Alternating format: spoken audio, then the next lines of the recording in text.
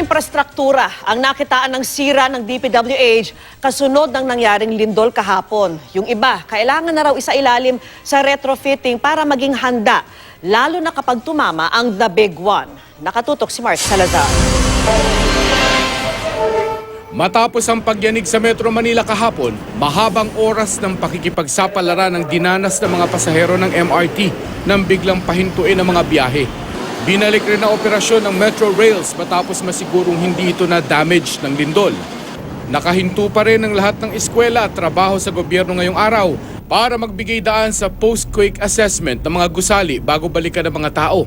Isa sa unang ininspeksyon ng DPWH engineers ang headquarters ng MMDA bilang first responder ang ahensyang ito. Yung workmanship lang po yung medyo bagsak. Pero hindi naman po kasama yan sa structure. So ang mahalaga lang po talaga is yung kapag earthquake po talaga kasi yung joint mismo ng column tsaka yung beam yung tinitingnan. Walang malaking damage ang gusali at pwede na itong pasukan ng mga empleyado bukas. Sa 50 gusali ng gobyernong ininspeksyon, 6 ang may minor damage pero lahat ay pwede na rin balikan ng mga empleyado. All ground troops or staff are pumapasok po and running po ang operations natin. Ang pinauwi are the support staff. Of course, paramount din po kay Chairman at kay GM yung security and safety ng mga employees. Ang Crisis Management Center ng MMDA ang tumatanggap ng post-damage assessment report ng mga local government ng Metro Manila.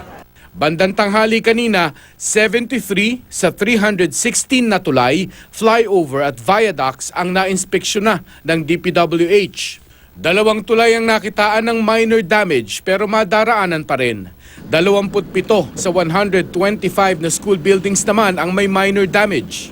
Nakatuon muli ang atensyon sa Guadalupe Bridge dahil matagal na itong pinaplanong isailalim sa retrofitting dahil sa kalumaan. Bukod ho isa, nasa kahabaan ito ng EDSA na dinadaanan ho ng mahigit sa 400,000 vehicles, nandyan din ho ang MRT. So yung load, yung bigat, patuloy na pagdami ng mga sasakyan, lahat ho yan nandyan. At pag nag-collapse po yan, sir, parang mong pinutol ang EDSA. So napaka-delikado ho niyan. Isa ang Guadalupe Bridge sa 6 na tinukoy noon pa na nangangailangan ng retrofitting bilang paghahanda sa The Big One. 4 sa mga ito ay kinukumpuni na ngayon. Guadalupe Bridge at southbound Rojas Boulevard flyover na lang ang hindi pa. Mark Salazar, Nakatutok, 24 Oras.